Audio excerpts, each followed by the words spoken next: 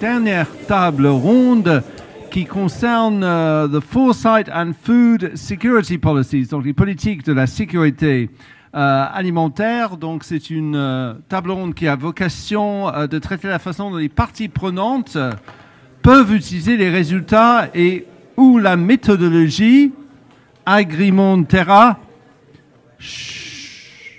pour réfléchir aux politiques de sécurité alimentaire en y incluant les usages des sols. Et pour vous en parler, je vais demander à venir me rejoindre sur scène Olivier Mora, Jean-Luc François, Carlos Montero, Stéphane Parmentier, ainsi que Augustin Wombo Yamdje. Bien, dans un premier temps, vous pouvez les applaudir parce que ça les met toujours en forme quand on les voit sur une scène. Merci beaucoup. Donc, Jean-Luc François, vous êtes Head of Unit Agriculture, Rural Development and Biodiversity et à l'Agence française de développement. Donc, cette division est spécialisée dans les questions agricoles, mais se préoccupe de plus en plus de gestion de ressources naturelles. Et donc, voilà, vous allez nous faire un petit... Ah non, c'est Olivier Mora qui va nous faire le la petite introduction, si vous pouvez nous rappeler les lessons from the food security scenarios of Agrimonde Terra pour qu'on puisse en débattre. Voilà. Et n'oubliez pas tous, micro, menton. Rappel des enseignements d'Agrimonterra en matière de sécurité alimentaire. Je crois que vous l'avez éteint. Oui, normalement, ça marche bien. Ça marche, très bien. Donc, merci. Je propose de faire une petite introduction pour replacer un petit peu les débats qui ont été amenés à travers les scénarios. Et puis faire un petit rappel sur les questions les questions de malnutrition, à la fois de surnutrition et de sous-nutrition. Donc on est aujourd'hui dans une période qui se traduit par une augmentation très rapide de la prévalence du surpoids et de l'obésité. On a commencé par ça ce matin. Et en particulier dans les pays en développement, ainsi qu'un développement très rapide des maladies chroniques liées à l'alimentation. Donc les maladies cardiovasculaires, les diabètes de type 2, les cancers. Par exemple, je vous donne quelques chiffres. Le surpoids et l'obésité se sont accrus de près de 30% sur les 30 dernières années, conduisant une situation où il y a 2,1 milliards d'individus obèses ou en surpoids, dont 671 millions qui sont obèses. Alors ces évolutions, elles sont la conséquence d'une transition nutritionnelle sans précédent, qui a affecté les pays développés et les pays émergents et qui progresse très, très rapidement dans les pays à bas revenus. Donc elle se traduit par la diffusion de produits ultra transformés, de soda, mais aussi comme en Chine par un accroissement fort de la consommation de produits animaux. Donc il y a une grande variété, il y a une diversité en tout cas dans ces formes de transition. Et parallèlement, la sous-nutrition, elle se maintient à des niveaux élevés qui touchent près de 800 millions de personnes, on l'a dit, dans le monde. Elle persiste dans de nombreuses régions, en particulier en Asie du Sud et en Afrique subsaharienne. Et elle touche en majorité des populations rurales, mais également aujourd'hui des populations urbaines. Donc ces dynamiques croisées donnent naissance à des problématiques de double fardeau qui font coexister dans des mêmes régions la sous-nutrition et la surnutrition. Donc face à ces évolutions, il y a 5 scénarios qui ont été imaginés par le collectif Agrimonde qui éclairent chacun différemment la question de la sécurité alimentaire et nutritionnelle, et je vais rapidement les rappeler. Donc le scénario de métropolisation, il prévoit un développement de chaînes de valeur modernes basées sur des firmes agroalimentaires transnationales, une grande distribution. Et il envisage les effets d'une diffusion massive de produits ultra transformés sur la santé, donc avec un accroissement très important des phénomènes de surnutrition. Mais en fait, dans ce scénario, il y a un accroissement des revenus qui a été déjà rappelé dans la table ronde précédente, dans un contexte de développement économique important. Mais du fait des inégalités croissantes à la fois urbaines et d'une pauvreté rurale et d'une déconnexion de certains espaces ruraux, dans ce scénario de métropolisation, il pourrait y avoir aussi des effets adverses sur la sous-nutrition. Alors face à ces évolutions, le scénario 5, il propose de diversifier l'alimentation en développant, en accroissant la consommation de fruits et légumes, de céréales secondaires, et en diminuant la consommation d'huile végétale, de sucre et de produits animaux dans les pays développés. Donc cette diversification de l'alimentation qui se réalise selon des modalités différentes dans les différentes régions du monde permet de réduire à la fois la sous-nutrition et la surnutrition. Donc là se pose la question de l'articulation entre les deux objectifs.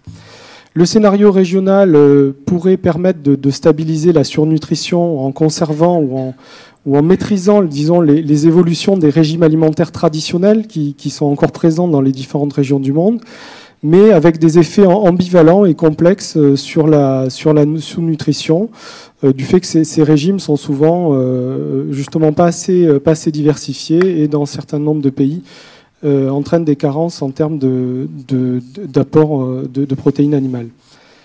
Le scénario ménage, il pourrait améliorer l'accès à l'alimentation grâce à un accroissement des revenus liés à le développement de l'emploi non agricole et de l'emploi dans l'agroalimentaire. Et enfin, le scénario communauté, il entraîne, entre guillemets, par définition, puisque c'est un scénario de crise, un accroissement de la sous-nutrition, puisqu'on a fait une hypothèse d'une réduction forte des disponibilités alimentaires dans le monde de 10%. Mais dans ce scénario, finalement, la sécurité alimentaire, elle dépend directement de l'organisation des communautés, donc là, qui a spécifié en fonction des relations de pouvoir dans les communautés, en fonction des groupes qui sont et de la gouvernance de la communauté. Et donc la sécurité alimentaire, elle est tributaire de la mise en place d'une agroécologie qui diversifie les productions et donc pourrait ponctuellement permettre de réduire la sous-nutrition dans ce scénario.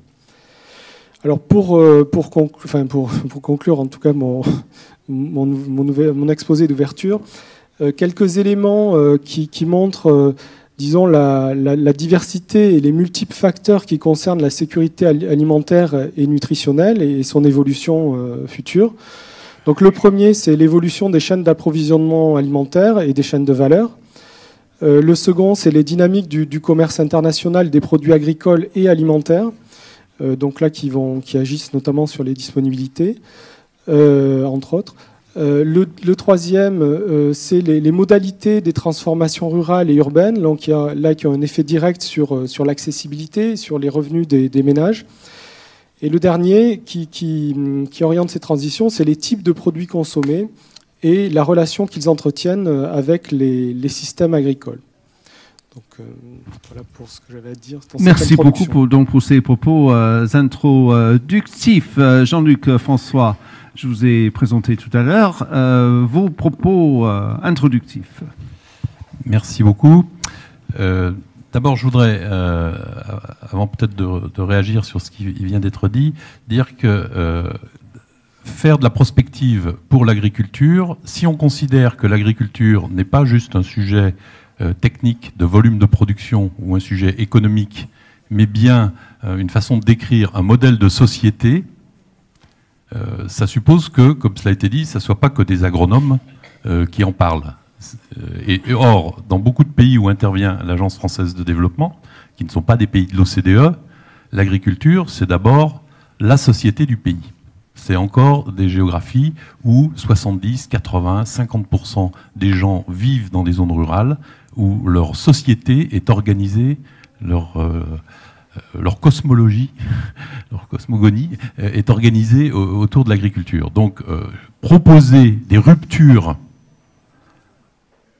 dans l'agriculture, c'est proposer des ruptures dans la société. Donc, c'est un peu plus compliqué que ce que permettent de faire des scénarios macro comme ceux qui nous sont proposés aujourd'hui. J'insiste beaucoup là-dessus. Alors, on peut le ramener en économie politique, mais c'est même des fois beaucoup plus profond que ça.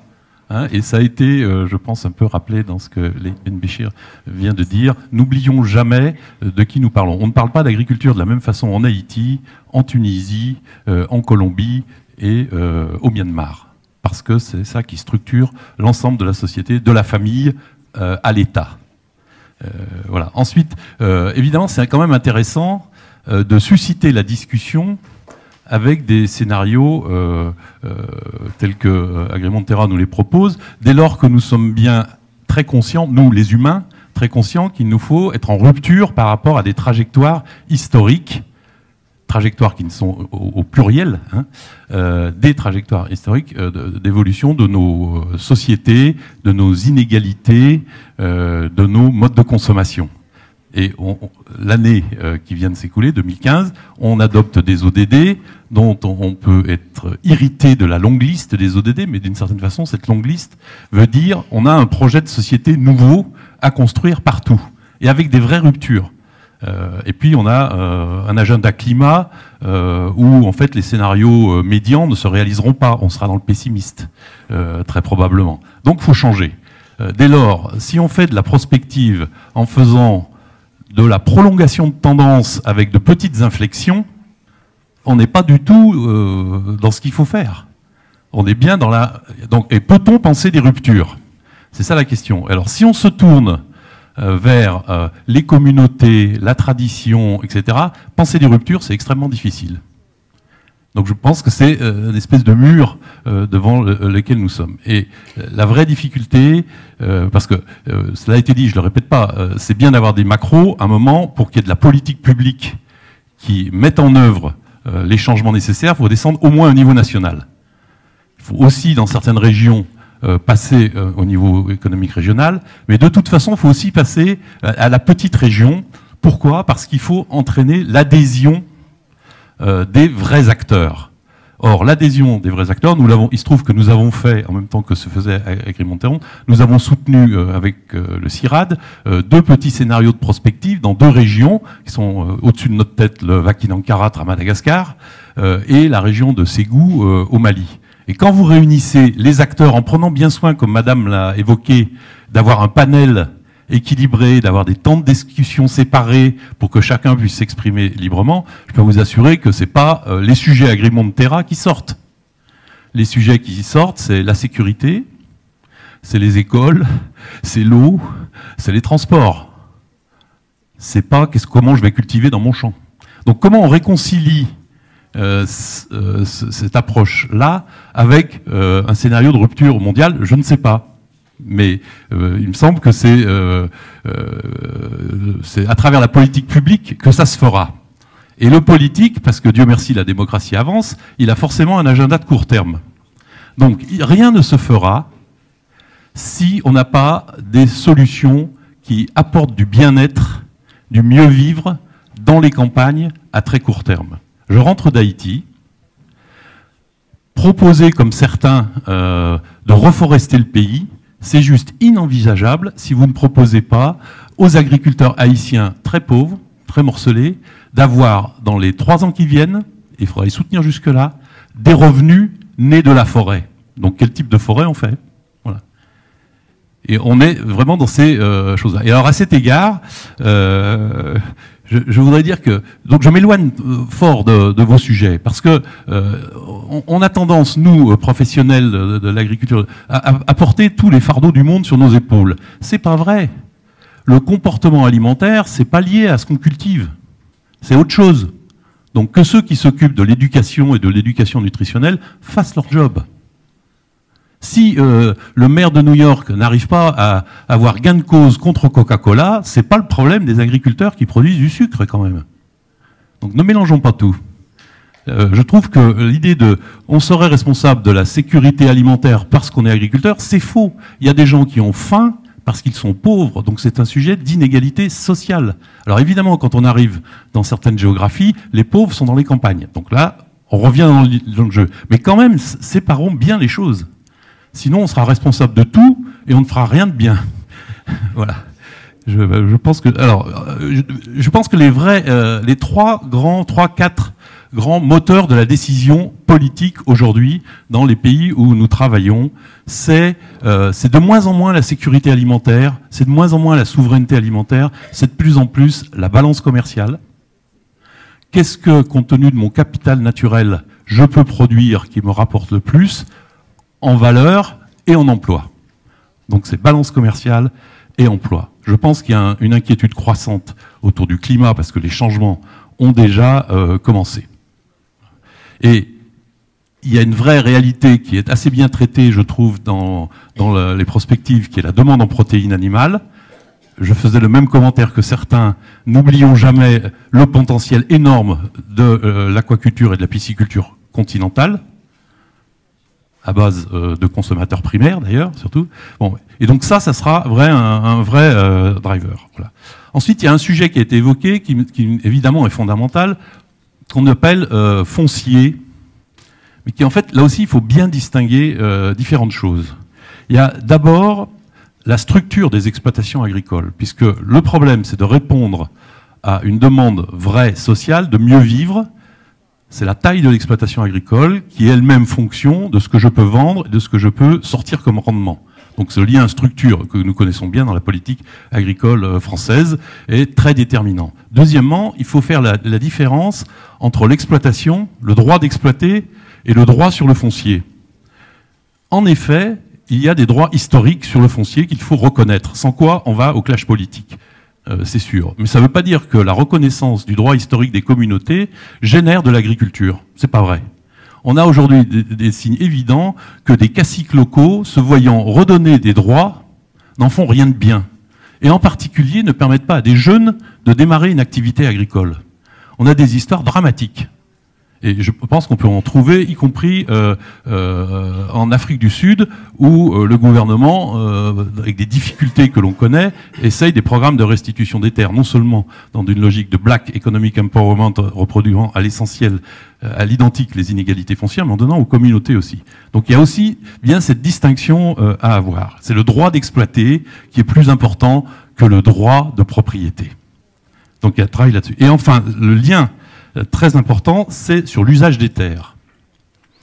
L'usage des terres, c'est encore autre chose. C'est comment on va avoir des paysages à différentes échelles spatiales, de la commune au pays, qui ménagent les fonctions écosystémiques de la nature, qui restaurent dans les paysages anthropisés, cultivés, des fonctions écologiques. Et ça, c'est un vrai problème dans le bassin parisien, par exemple. Mais ça peut être aussi un vrai problème dans de nouveaux pays. Voilà. Enfin, moi je ne fais pas la distinction entre une agroécologie ou une intensification écologique raisonnée. C'est une subtilité de langage qu'il faut clarifier quand même. Il faut clarifier quand même et il faut être beaucoup plus précis que ça. Le sujet peut être pour des pays de l'OCDE de passer à rendement équivalent ou presque, en tout cas à marge nette au moins équivalente, à un système plus agroécologique, c'est-à-dire avec moins de molécules de synthèse et moins d'unités d'azote, pour faire court. Ça, c'est la transition. Dans les géographies où nous travaillons, c'est bien l'intensification agroécologique qu'il faut faire. C'est-à-dire qu'il faut vraiment augmenter les rendements. Et il faut le faire de manière très raisonnée. Et j'aurais tendance à dire qu'il faut distinguer très clairement ce qui est molécules de synthèse, biopesticides et antibiotiques, pesticides et antibiotiques, par exemple, des questions de fertilité des sols. Et le problème numéro 1 dans tous les pays où nous travaillons, c'est la fertilité des sols. Et là, on peut faire de l'agroécologie en faisant de la fertilisation minérale. Et on doit sans arrêt expliquer, vous parliez de quel dialogue on a avec nos opinions publiques au Nord, qui mettent dans un paquet uniforme négatif la révolution verte. Il faut qu'on explique, nous, parlant du Sud, comment il faut du discernement et être très clair. Voilà. Et alors tout ça n'a de sens que si on peut avoir des politiques publiques. Or, aujourd'hui, quels sont les pays dans lesquels je travaille qui ont des politiques publiques? C'est-à-dire qui ont une capacité d'investissement en soutien à l'agriculture. Le Maroc, très clairement. La Tunisie, on y travaille depuis quelques années, avant même la Révolution, en vérité, dans ce dialogue que nous avons soutenu et qui est relayé, j'espère, aujourd'hui par le Sinagri et les autres acteurs qui sont là. Mais il y en a beaucoup d'autres où il n'y a pas vraiment de politique publique, parce que on considère, d'une façon générale, qu'il n'y en a pas besoin. On n'a pas de politique des prix agricoles. C'est la question de qu'est-ce que la société est capable de payer, accepte de payer pour avoir des produits d'une autre nature. Et on n'a pas de politique de soutien aux agriculteurs. Voilà, je vous remercie. Merci beaucoup pour ce plaidoyer, en tout cas, Jean-Luc François. Voilà. Carlos Monteiro, professeur Department of Nutrition, University of Sao Paulo. Vous êtes chercheur en nutrition et spécialiste des questions de transition nutritionnelle et du rôle de la qualité des produits alimentaires dans les caractéristiques de ces transitions. Et vous allez nous parler des diètes saines et équilibrées. Merci. Je peux comprendre le français, mais pour parler, je préfère... pour faire plus court en anglais. Mon intervention va être très précise. Like this, so we can hear you. Okay. So my intervention will be very specific. I want to talk about policies to avoid the first scenario, politiques publiques qui vont permettre d'éviter le premier scénario, c'est-à-dire celui des régimes dominés par des aliments ultra transformés. Mais avant cela, je voudrais faire deux remarques sur la qualité du rapport. Je crois que c'est une qualité exceptionnelle et j'apprécie particulièrement deux aspects qui ne sont pas fréquents dans des rapports comme celui-ci. Le premier est l'idée selon laquelle la transition des régimes n'est pas un phénomène naturel. Ce n'est pas comme le vieillissement. C'était quelque chose sur lequel on peut qui peut en fait inclure différents scénarios. Donc en fait, on peut choisir où nous voulons aller. Donc ça, c'est très clair dans les différents scénarios que propose cet exercice. Le deuxième aspect est de reconnaître que pour comprendre la transition des régimes actuels que connaît le monde actuellement, il faut comprendre la transformation alimentaire. Il ne faut pas simplement se contenter de diviser les aliments transformés et non transformés, c'est totalement inutile. Mais il y a un type de traitement, de transformation de l'alimentation qui crée plus de problèmes que de solutions.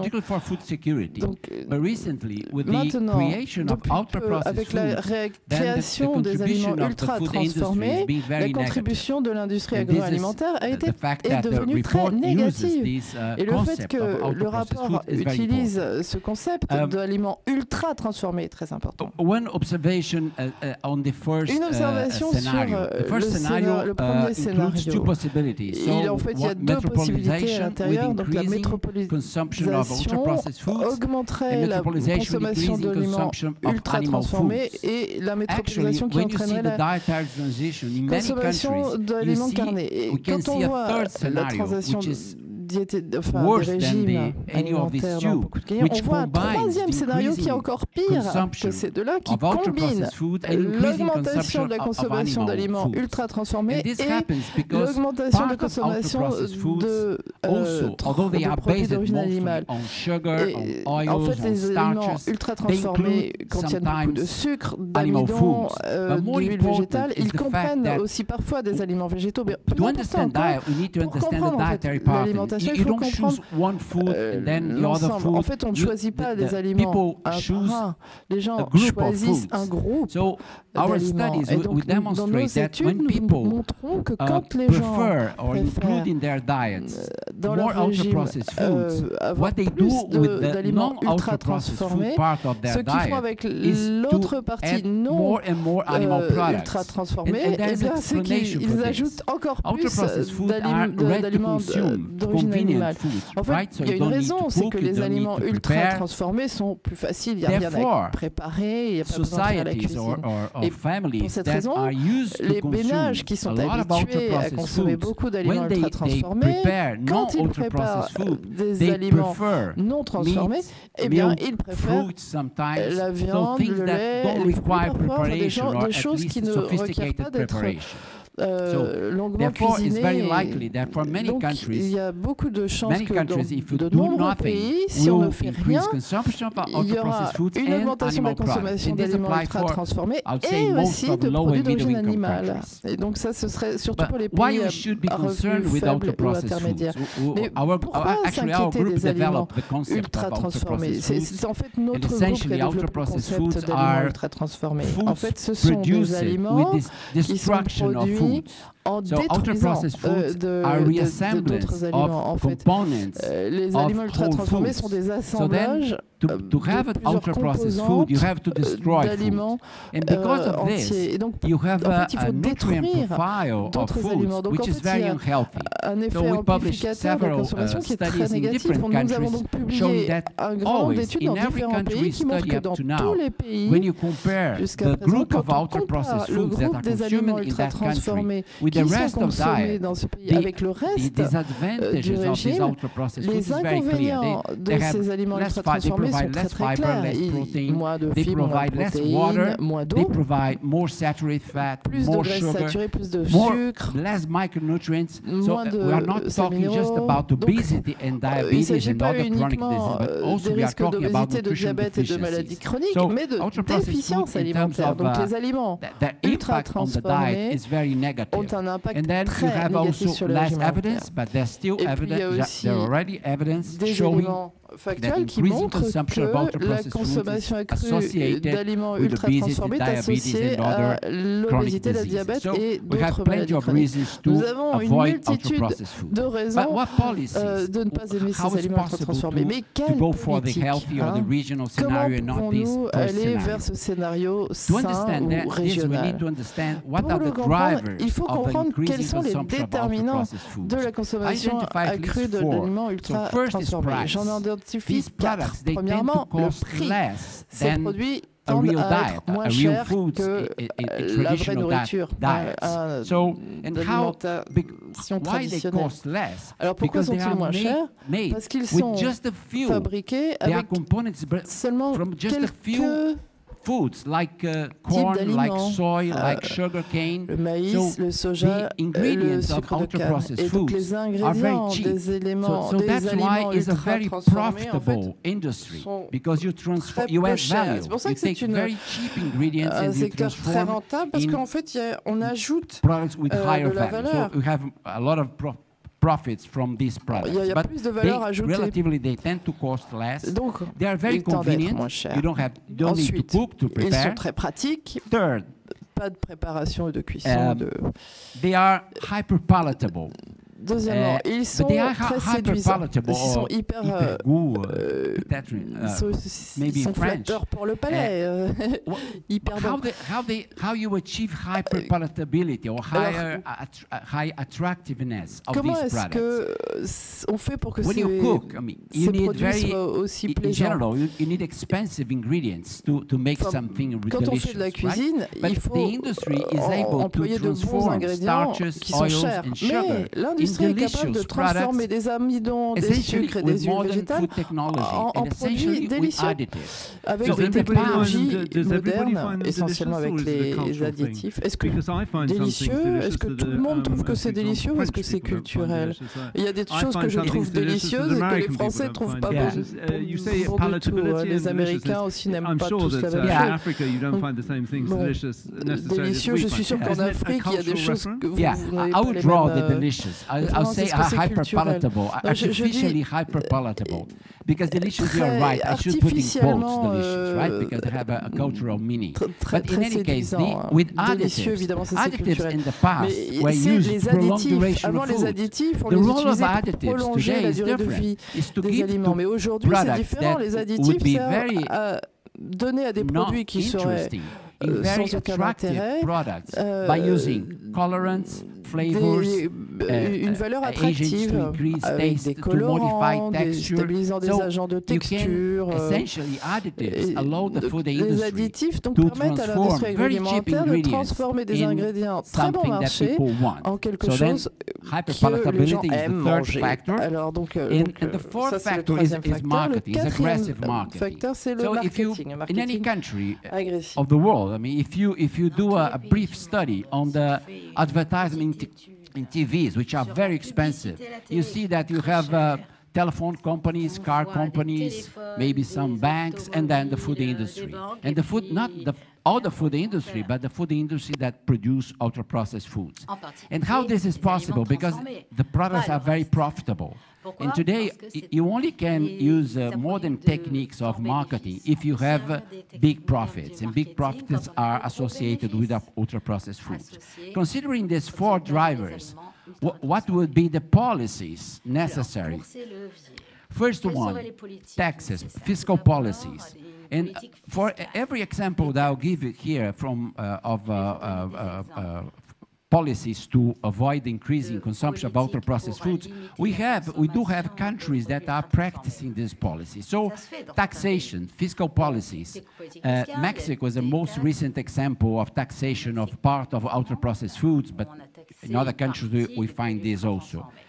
Second, food procurement policies. So in several countries, and this is particularly true for low and middle income countries, part of the purchase of foods are made by the state, by the governments, by public programs. So if you use food procurement strategies to stimulate the production of real foods, minimally processed foods, you can interfere in this balance. In Brazil, we have a very nice example of a national school meal program, which requires that public funds used to buy foods to the schools. They should buy foods from real foods, preferably from family farmers. So you can use this too. The third intervention, important policy, is review the legislation on additives. So the who rules the legislation on additives? It's Codex. Codex is the United Nations. So in theory, the countries could go to the Codex meeting and require that these modern additives, these flavors, and because in the past, we were concerned with additives and cancer.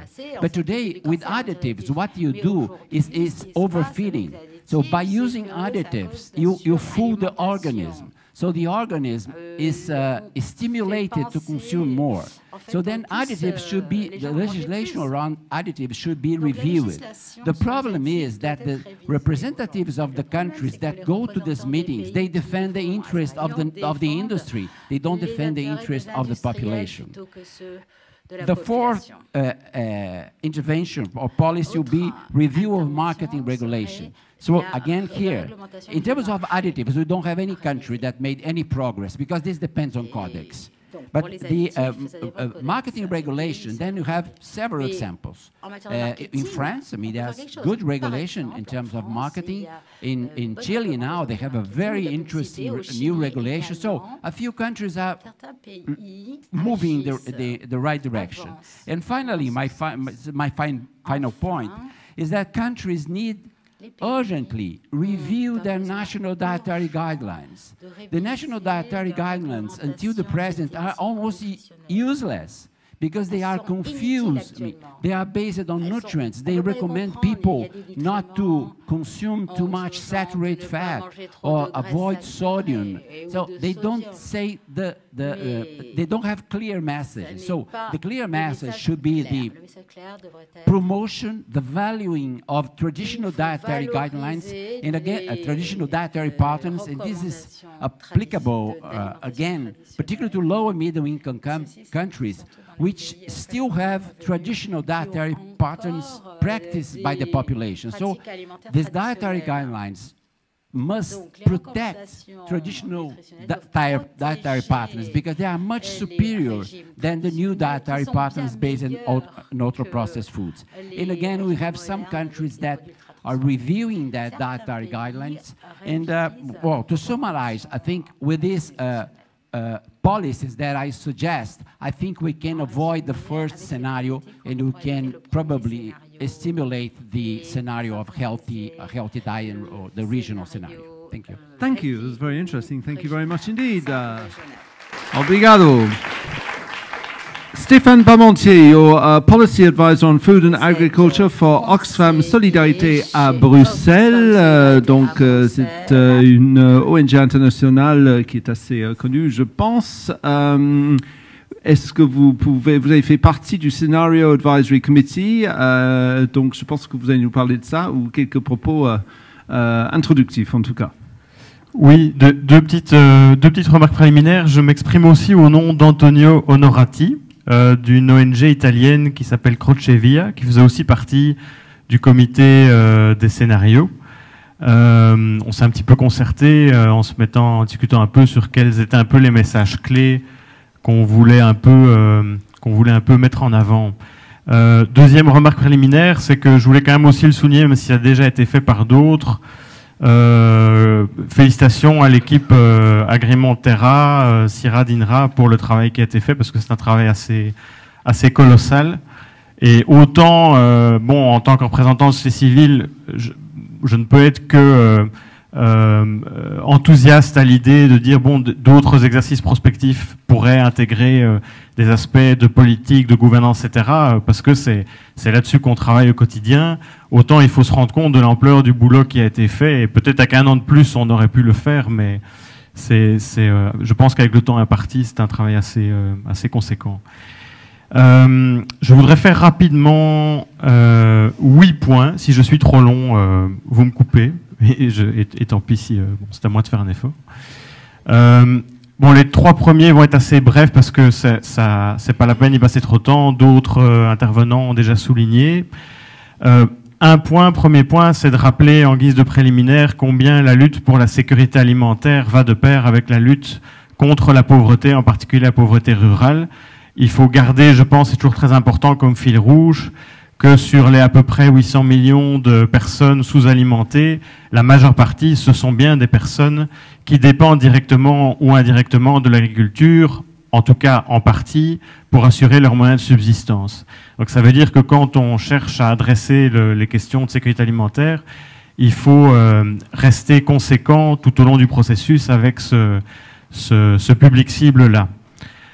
Deuxième remarque, c'est que on est ici dans un panel pour discuter de sécurité alimentaire, mais je pense que c'est important de rappeler que ce qu'il faut promouvoir, c'est bien des approches holistiques, donc qui permettent d'adresser l'ensemble des défis majeurs en termes de transition vers des systèmes agricoles et alimentaires plus durables, et qu'en fait on ne peut pas raisonner en silo, de manière isolée, en se focalisant uniquement sur sécurité alimentaire de façon étroite, ou sur changement climatique, ou sur préservation des ressources naturelles, etc., renforcement des droits des femmes, etc., etc.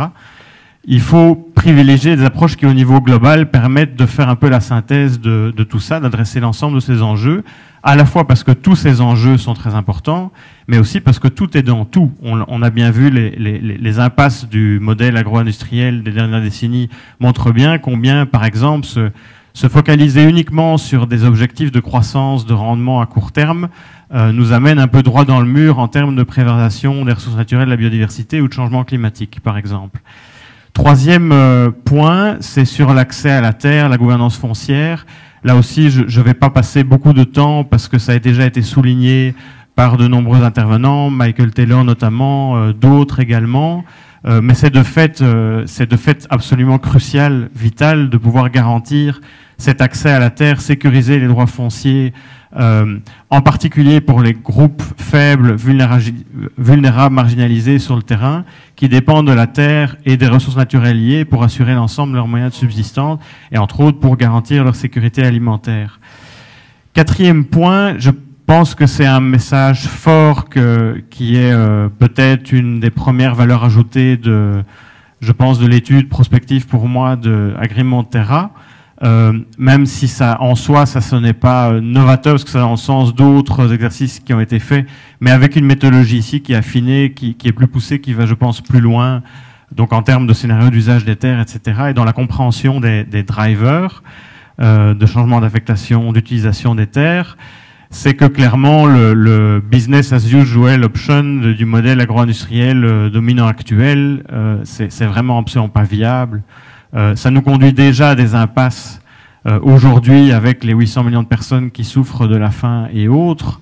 À plus forte raison, pour 2050, c'est absolument pas une solution pour garantir la sécurité alimentaire des populations et répondre à l'ensemble des enjeux. Donc c'est un exercice de plus qui permet d'affiner un peu ce constat et d'envoyer un électrochoc aux décideurs en disant il est temps et à l'ensemble des acteurs, que tous les acteurs ont une part de responsabilité là-dedans, mais prioritairement aux décideurs politiques, pour dire il est temps de prendre le taureau par les cornes, d'adresser le problème frontalement et d'arrêter de tergiverser. Et pour politiser un petit peu plus le débat, si je parle de l'expérience que j'ai par exemple au sein du comité de sécurité alimentaire, où je fournis du travail, disons, de soutien avec d'autres ONG à des mouvements sociaux pour négocier avec les gouvernements des décisions qui sont pertinentes en matière de sécurité alimentaire et qui après doivent être mises en œuvre, dont les directives pour la gouvernance foncière responsable auxquelles Michael Taylor a fait allusion plus tôt cet après-midi. C'est assez systématique et très symptomatique de constater qu'en gros, je pense, pour moi, c'est assez révélateur un peu de deux grandes tendances dans les débats internationaux, mais aussi, je pense, à l'échelle régionale ou même à l'échelle nationale. C'est qu'on sent bien que autant tout le monde est d'accord pour dire qu'il faut quelque part un changement assez radical de paradigme, en tout cas dans le discours, autant dans les faits, en termes d'approche privilégiée, on sent bien qu'il y a une forte tension entre, grosso modo, les tenants d'un modèle qui sont soucieux qui sont ceux en fait qui sont les acteurs, pour leur dire de manière au risque de paraître un petit peu de logique, mais des acteurs qui bénéficient, qui objectivement, qui tirent bénéfice du système agro-industriel dominant actuel et dont l'objectif prioritaire est de pouvoir pérenniser, consolider ce modèle en faisant bien sûr les réaménagements nécessaires pour le faire. Versus une option qui, elle, est beaucoup plus d'induire un changement radical de paradigme et qui se traduit très fort dans les débats internationaux par le plaidoyer en faveur de transition agroécologique.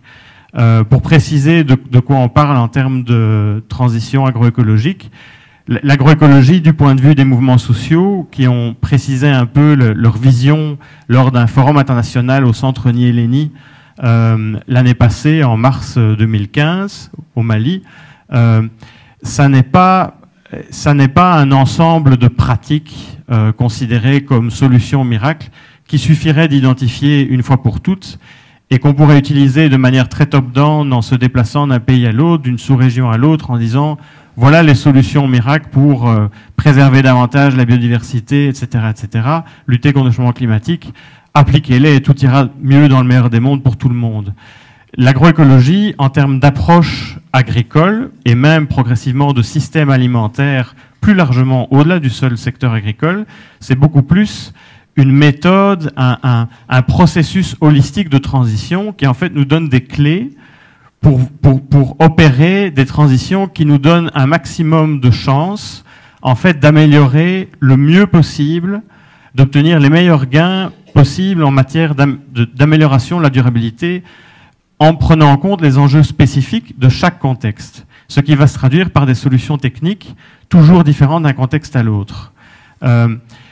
Et donc, les mouvements sociaux qui plaident très fort pour ça, ils plaident vraiment pour une refonte assez radicale de l'approche à privilégier en termes de transition, en privilégiant des systèmes de fait qui se basent sur l'agroécologie en tant que, cette fois-ci, que discipline scientifique, qui basiquement est un peu la science de l'agriculture et de plus en plus des systèmes alimentaires durables, même si là c'est vraiment en pleine construction, et qui en fait a théorisé ces fameux principes agroécologiques qu'on peut interpréter comme des conditions d'amélioration de la durabilité, qui sont les fameux, à commencer par les fameux principes historiques que des gens comme Altieri, etc., ont mis en évidence, et qui mettent en évidence, qui ont théorisé, formalisé les conditions clés pour améliorer la durabilité.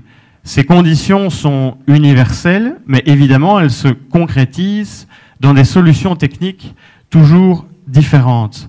Et donc, ce que les mouvements sociaux essayent de faire, c'est de dire il faut être radical dans l'ambition et il faut éviter de tomber dans un jeu, quand on voit la dynamique d'acteurs en présence, où on se contenterait de faire quelques aménagements de surface.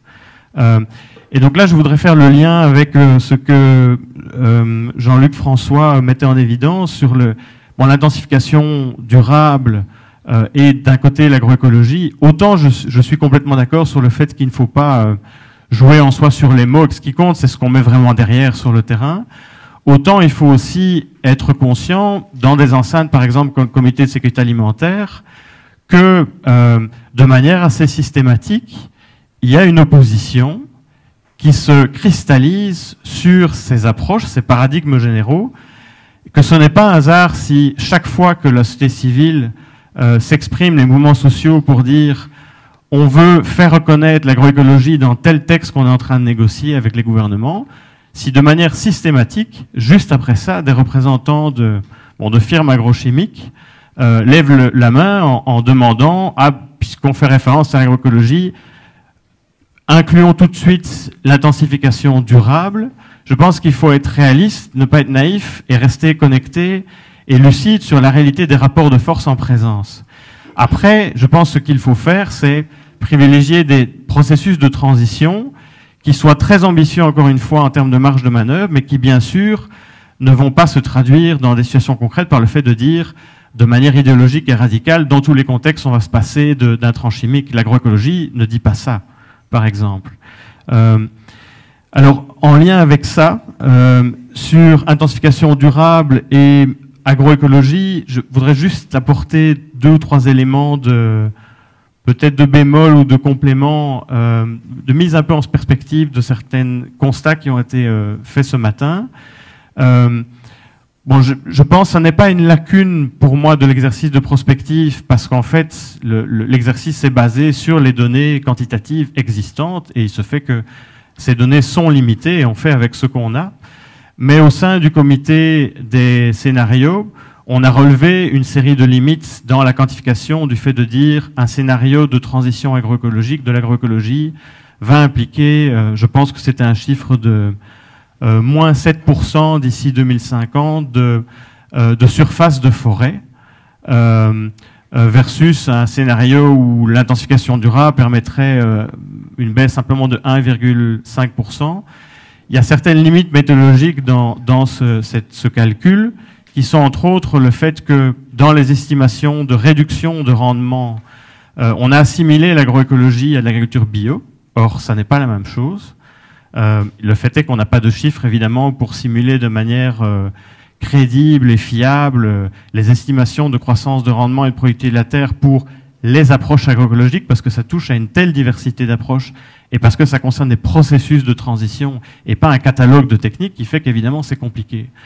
Deuxième élément, on a considéré que en termes de multicropping, de culture mixte, il y avait un même taux, une même propension à recourir à ces systèmes mixtes en intensification durable, donc en agriculture plutôt conventionnelle, disons verdie, si je caricature un petit peu, mais c'est un peu ça la logique, versus des processus de transition agroécologique, alors que selon moi, d'un point de vue qualitatif, l'agroécologie insiste quand même beaucoup plus, ouvre beaucoup plus la porte au multicropping que ce n'est le cas dans des systèmes, au départ quand même d'agriculture conventionnelle. Troisièmement, reste aussi la question de l'agroforesterie, qui évidemment permet à la fois de cultiver mais sans déforester, et que là encore, on n'a pas de données quantitatives pour voir à large échelle dans quelle mesure quel est le potentiel de développement de l'agroforesterie.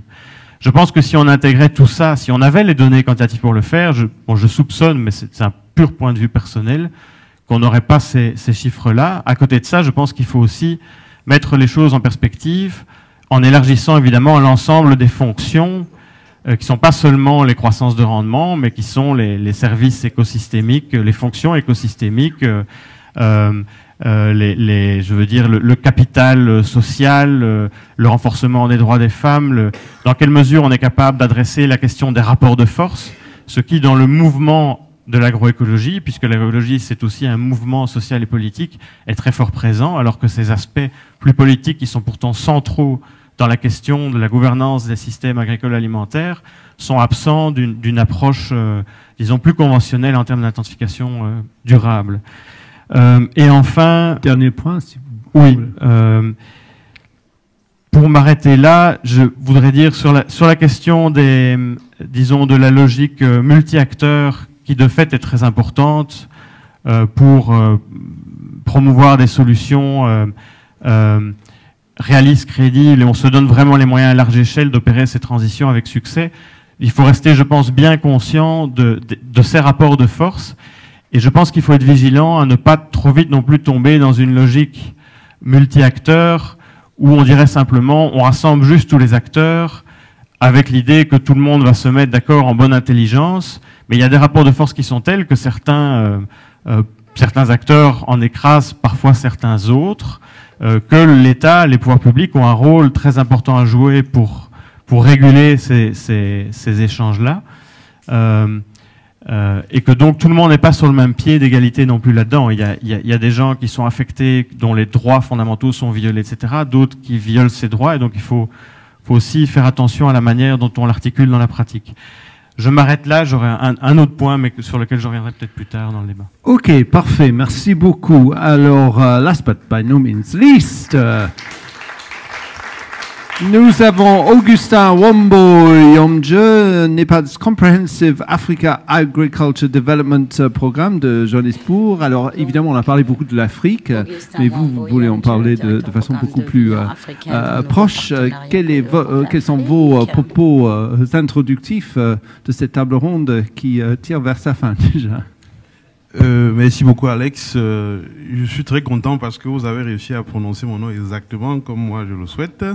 C'est pur hasard. C'est pas très souvent que les gens y parviennent. Je vais peut-être venir en Afrique maintenant que je suis plus européen, comme ça peut-être j'ai un avenir. Vous êtes la bienvenue. Bon, en tout cas, j'aimerais tout d'abord remercier l'INRA, le CIRAD, de cette opportunité qui est offerte au NEPAD, à l'agence NEPAD, pour pouvoir prendre la parole et réagir face à un travail qui, de notre point de vue, est de très grande qualité. J'aimerais signaler également que mon patron qui a été invité n'a pas pu venir, donc je prends la parole ici en son nom. Il a exprimé beaucoup d'intérêt. J'ai discuté avec lui et ça l'a beaucoup intéressé de savoir qu'on pouvait être associé à une conversation d'une telle portée. Donc, quelques éléments rapidement pour situer mon intervention. D'abord, je suis très étonné de certaines contributions qui m'ont semblé un peu excessives pour un travail qui commence, qui brasse assez large et qui traite des questions extrêmement pointues. De deux, je ne crois pas qu'on puisse se permettre de contester la qualité pointue du travail, tout simplement parce que c'est réservé à un groupe d'experts. Je crois que le travail de prospective, c'est pas quelque chose de très simple, même si je suis d'avis que il faut remettre les acteurs au centre de tout ce qu'on fait comme effort. De là à penser que les acteurs eux-mêmes auront l'expertise pour faire le travail de prospective me semble un peu excessif. Maintenant, je trouve très intéressant que la question sur l'analyse en termes économiques politiques soit revenue plusieurs fois dans les interventions. C'est peut-être vrai pour l'instant que le travail n'a pas suffisamment fait ressortir cet aspect-là, mais je crois qu'avec ce qu'on a expliqué, ce qu'on a compris des uns et des autres, ça fait sens. Et ça nous intéresse particulièrement parce que nous sommes une institution un peu spéciale. Nous avons un mandat très politique qui fait que tout ce que nous disons doit être extrêmement mesuré. Nous avons affaire à des États qui sont souverains et les questions qui sont traitées ici, que ce soit de la sécurité alimentaire ou bien de l'accès à la terre, ou alors le droit de s'en servir, sont des questions extrêmement politiques. Donc ça nous intéresserait de resituer un peu cette discussion en montrant que nous avons appris les leçons des événements de 2007 et 2008, où nous avons vu des émeutes de la faim un peu partout en Afrique et un peu aussi à travers le monde. Est-ce que nous avons appris suffisamment de leçons de ces événements qui puissent aider à informer les orientations que nous essayons de faire, ou alors les projections sur un thème beaucoup plus long que nous essayons de faire? J'aimerais intervenir également sur la question de rupture. Dans quelle mesure les ruptures doivent être vraiment brutales? Essayons de parler des ruptures en allant en Afrique de l'Ouest et en touchant du doigt la réalité des éleveurs qui sont en majorité transhumants. Essayer de leur expliquer que le modèle qu'ils utilisent aujourd'hui n'est pas un modèle résilient, ou alors que le modèle ne peut pas tenir au regard des contraintes liées, des contraintes que nous impose le changement climatique. Ils vont vous faire comprendre que l'élevage, pour eux, va au-delà d'une activité économique et commerciale. c'est carrément un modèle de vie. Quand vous commencez à vouloir appuyer sur le bouton pour rompre cet équilibre-là, vous soulevez d'autres questions que peut-être un simple modèle ne pourrait pas résoudre. Donc, c'est des questions extrêmement compliquées. Si vous intégrez cette dimension résistance, tradition séculaire, j'ai entendu le collègue de la Tunisie tout à l'heure parler de l'huile d'olive qui est produite en Tunisie depuis des millénaires, qui aujourd'hui souffre de la concurrence que lui font l'huile de soja et autres produits. Essayez de parler de l'élevage en Afrique de l'Ouest en espérant que les gens vont vous laisser faire exactement, tout simplement parce que vous avez préparé un modèle très stylisé, très intéressant a priori. Ils vont vous dire non, c'est pas comme ça. Raison pour laquelle, pour faire avancer un peu la discussion et affiner le travail de recherche, ce serait bien que la recherche engage les acteurs qui devraient être au centre de cette conversation. Ça ne voudrait pas dire, comme j'ai cru comprendre de certains, que les agriculteurs eux-mêmes devraient faire l'exercice de prospective et de modélisation. Mais en les associant à la discussion, on apprend énormément des remontées de terrain et ça permet de mieux orienter le message. Parlant du message, je me permets de dire que pour que tout ce que nous faisons puisse avoir du sens, il serait intéressant, étant donné que nous sommes tous conscients du fait que communiquer les résultats de recherche n'est pas la principale force des chercheurs. Il serait très bien, il me semble, qu'un effort spécial soit fait pour que des institutions comme les nôtres puissent contribuer à faire le packaging de ces messages-là en fonction des publics cibles. Par exemple, si vous vous adressez à des politiques, si vous vous adressez à des organisations de producteurs, si vous vous adressez à la société civile, il y a pas mal de précautions à prendre en fonction de l'interlocuteur ou bien de l'audience que vous avez en face de vous. Il y a un calibrage qui devrait être fait. Donc, nous sommes ouverts à collaborer avec cette équipe par rapport à cet effort. J'aimerais également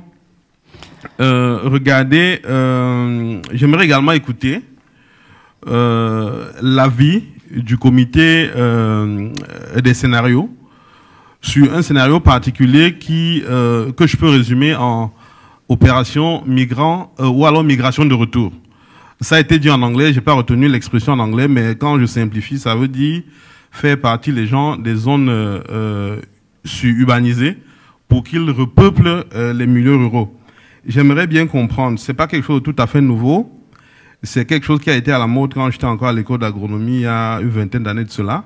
On parlait de migration de retour. J'aimerais savoir si dans la projection, nous avons pensé à comment accompagner cette dynamique-là.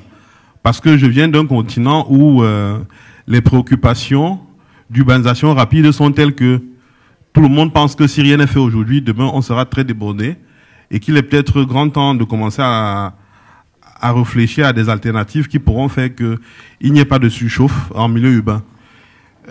Donc, j'aimerais également saisir cette opportunité pour exprimer ma satisfaction au regard de la densité du travail qui est proposé, du programme de recherche qui est proposé, pour voir comment est-ce qu'on peut connecter cela avec un projet ou programme que nous avons au sein de l'agence qui s'appelle Rural Futures, et dans le cadre duquel nous avons une collaboration très rapprochée avec l'AFD et certaines entités françaises, dont le CIRAD.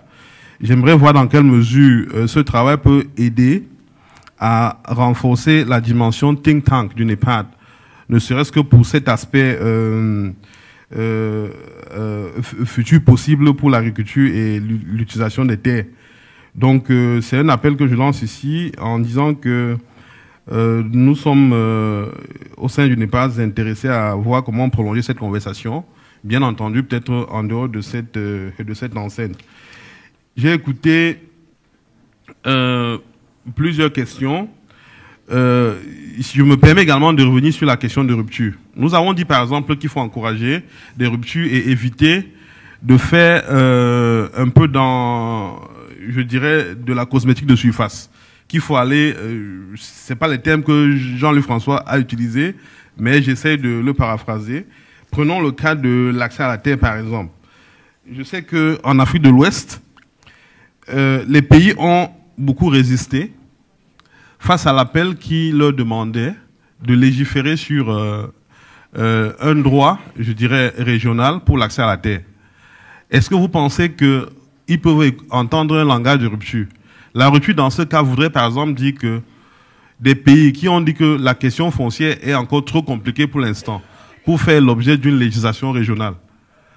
Vous essayez de les convaincre que c'est uniquement en légiférant en tant que région, en tant que bloc régional, qui pourront attirer les investissements directs étrangers. Ils vont vous dire que même sans une législation régionale, les investissements devraient pouvoir se faire. Accepter de légiférer dans le contexte actuel pour eux serait une très grande rupture. Je ne sais pas si dans tous les cas on devrait chercher absolument à obtenir la rupture, et si oui, quelle est la profondeur de la rupture pour pouvoir justifier une action radicale. Donc, j'aimerais également peut-être dire un dernier élément pour terminer, je crois, sur la nécessité. J'ai dit tout à l'heure qu'il fallait avoir une bonne implication des acteurs dans tous les efforts qui sont menés dans le cadre de cette réflexion, qui, de mon point de vue, est un très bon départ. Il faudrait penser à avoir un bon ancrage territorial pour que ça ne reste pas quelque chose de très sophistiqué en laboratoire, en milieu contrôlé, mais que ça soit quelque chose qui touche du doigt les réalités du terrain, comme le collègue de la Tunisie nous l'a fait comprendre. J'ai d'ailleurs beaucoup apprécié, j'ai écouté avec beaucoup d'attention vos interventions, et je pense que c'est justement dans ce sens-là que les différentes orientations devraient être articulées. Maintenant, je lance donc un appel aux organisateurs, aux différents responsables INRA, CIRAD, pour que nous puissions continuer cette conversation, certainement dans un autre cadre, et que cela puisse nous aider, nous en tant que NEPAD, à mieux porter nos efforts de plaidoyer en nous appuyant sur des faits. Parce que ce travail est potentiellement riche en remontée de terrain qui pourrait aider à articuler notre message, notre effort de plaidoyer politique. Merci beaucoup. Merci, le message est passé. Nous touchons à la fin, mais je prends peut-être une ou deux petites remarques ou des réactions. Oui, madame. Rappelez-nous votre nom. Je suis Chantal Lemoelle, comme ce matin. Je suis désolé, mais j'ai pas dormi de la nuit, mais enfin, mon cerveau ne fonctionne pas. Je me demandais où je l'avais vu, et puis effectivement, ce matin. Je voulais juste répondre, enfin pas vraiment répondre, mais dire que j'étais parfaitement consciente des hypothèses quantitatives qui avaient été posées sur les différentes hypothèses d'évolution des systèmes de culture. On en avait déjà discuté avec Stéphane. Je suis parfaitement d'accord avec tous les points qu'il a soulevés. On a voulu quand même proposer, parce que en fait, si on dit, on ne sait pas trop, est-ce que intensification durable et agroécologie, quel est le plus utilisateur de terre en fait, puisque c'est ça la question. On aurait pu dire, on leur met la même chose comme on ne sait pas, et du coup, on n'avait plus que deux systèmes. On avait un système agroécologie et un système intensification conventionnelle. Et je pense que c'est bon de mettre sur la table qu'il y a effectivement ces deux voies qui sont bien dans les débats internationaux, comme tu as dit, et que, en tout cas, pour nous pouvoir aller plus loin et pour dire, est-ce que quand on dit agroécologie, ça utilisera plus de terre, donc peut-être ça fera plus de déforestation qu'intensification durable, il faut qu'on puisse les comparer et donc avoir des indicateurs qui permettent vraiment de les comparer. Je suis d'accord que le rendement à l'hectare n'est peut-être pas forcément le bon indicateur, que le multicropping, on a du mal à le prendre en compte dans ce genre de quantification, et que je lance un appel à tous les gens qui pourraient aider de ce point de vue-là. Je vois Olivier Rechocher en face de moi qui avait organisé l'atelier Cropping Systems, où on a bien décortiqué toutes les trajectoires possibles. Et sur le plan qualitatif, c'est très documenté, on peut retrouver tout ça. Quand il s'est agi de dire, alors, mais les rendements, est-ce qu'ils augmentent plus comme ci ou plus comme ça dans tel système que dans tel autre? On n'a pas eu de réponse vraiment, on n'arrivait pas à départager en fait.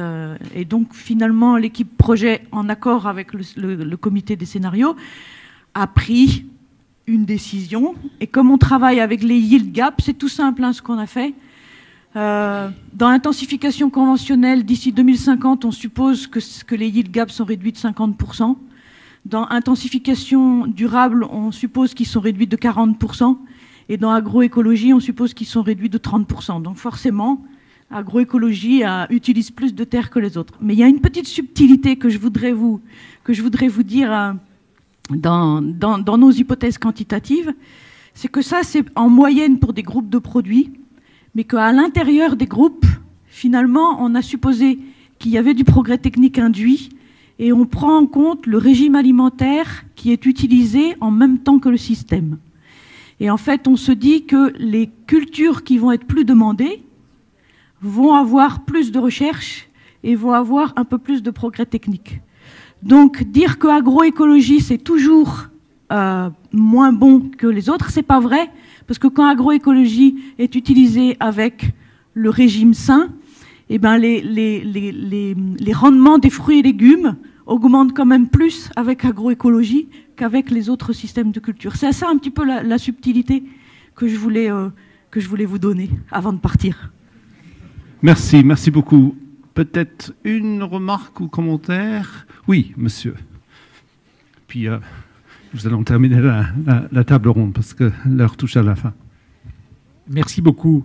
Comme ce matin, je ne me suis pas présenté, j'en profite pour dire Arthurie Daquer, anciennement de l'INRA, mais actuellement, là, je parle au nom d'une ONG qui s'appelle Institut Oikos. Donc, la question agricole, je trouve ça très important et Jean-Luc François a fait un certain nombre de remarques qui me paraissent tout à fait essentielles. Je viens de faire une conférence la semaine dernière au Burkina Faso qui m'ont permis d'avoir un certain nombre de retours sur un certain nombre de choses que l'on dit en général. Et je pense que le premier point qu'il a souligné, à savoir la balance commerciale, ça me paraît tout à fait essentiel quand on discute des changements de politique dans les pays et des productions. Parce que ça, si on ignore ça, eh bien, on peut dire des choses aussi excessives que de dire, finalement, on n'a pas besoin de produire du coton au Burkina Faso.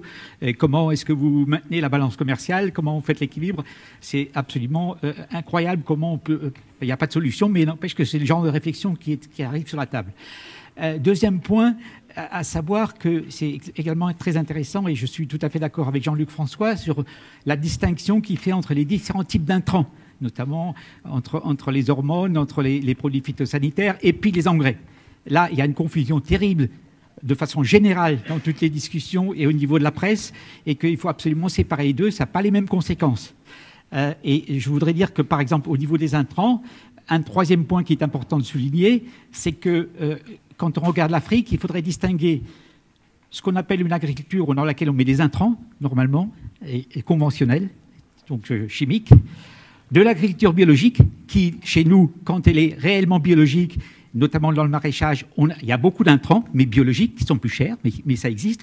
On a eu l'autre jour, notamment dans l'Association française d'agronomie, où on a eu une présentation d'une maraîchère et on avait présenté qu'elle ne mettait pas d'intrants, pas d'engrais. Elle a levé les bras au ciel, elle dit « mais si je ne mets pas d'intrants, dans quelques années, mes sols sont morts ». Donc je crois que là, il y a une incompréhension générale. Donc il faut distinguer les apports d'intrants conventionnels, qui en général ont le mérite de coûter un peu moins cher que les autres, mais il faut regarder au cas par cas, de l'agriculture biologique qui a des intrants, et de l'agriculture sans intrants. Parce qu'en Afrique, vous avez beaucoup d'endroits où vous ne mettez pratiquement rien. Si ce n'est que vous profitez parfois de la culture du coton sur laquelle on met des intrants et on ne met rien sur le reste. Mais heureusement d'ailleurs qu'il y a la culture du coton, où soit que l'agriculture répartit un peu ses intrants, ses engrais sur les différentes parcelles, soit qu'il y a une rotation qui profite des deux. Donc je crois que là c'est un troisième point sur lequel il faut absolument insister. Et je termine par une remarque et une question à M. Augustin Wambo. C'est à propos de la recommandation du NEPAD de 2006. En 2006, à la conférence d'Abuja, vous avez fait une recommandation que je reprends régulièrement parce que je trouve qu'elle est très intéressante, mais qui mériterait d'être redite régulièrement, à savoir que l'objectif, puisqu'en moyenne, dans la plupart des pays africains, on est à moins de 10 kilos d'engrais par hectare et par an. La moyenne mondiale, c'est 10 fois plus. hein, c'est 100 kilos. Et nous, c'est 150 kilos, mais il y a beaucoup de pays qui sont à 200 kilos, donc vous voyez les écarts. Et donc on ne peut pas dire intrants, il y a des intrants, des endroits où il y a insuffisance d'intrants, parce que vous appauvrissez les sols, notamment en Afrique de l'Ouest, où il n'y a pas de phosphore, c'est vraiment catastrophique, et les endroits où vous en mettez trop. Donc il faut toujours faire cette distinction. Alors la question, c'est ça, où est-ce que vous en êtes de cette recommandation du NEPAD de 2006 qui recommandait pour 2050 d'arriver non pas à une utilisation des engrais comparable à celle des pays industrialisés, mais à la moitié de la moyenne mondiale, à savoir 50 kilos. Et on est en 2016, et la recommandation était pour 2015. Et jusqu'à présent, je n'ai pas vu d'action concrète dans ce domaine-là. Pas simple comme question. Vous avez la réponse? Je crois qu'elle vous était destinée. Oui, merci beaucoup. Je crois que vous faites référence à une déclaration qui, pour nous, est très importante. La déclaration d'Abuja, en fait, est arrivée dans un contexte où nous faisions face à une très forte préoccupation, le fait que la moyenne de l'utilisation de l'engrais à l'hectare était de 8 kg. L'idée, c'était de passer de 8 kg en 2006 à 50 kg en 2015. Il y a eu plusieurs efforts de suivi qui ont permis de montrer que dans quelques pays, ça commençait vraiment à remonter. Mais de manière générale, en Afrique, ça reste toujours une question encore non réglée pour la plupart des pays, effectivement. Il y a des efforts récents de promotion à travers des entreprises privées ou alors des groupes privés internationaux qui investissent dans le développement de la filière ou alors chaîne de valeur engrais en Afrique, qui donnent un peu de l'espoir quant à l'accès plus élargi et plus flexible aux petits producteurs, aux engrais. Bon, nous restons, ceci dit, encore très loin du compte. Merci. Je vais arrêter les choses là parce qu'il y a des gens qui ont des trains à prendre, donc on tient quand même à terminer à l'heure. En tout cas, vous pouvez remercier tous les participants qui ont donné de très bons exposés différents. Et avant que vous partiez, je passe la parole donc au CEO de l'INRA, François Houllier, qui souhaiterait vous dire quelques mots de conclusion et que vous pouvez l'applaudir aussi. Merci. C'est gentil.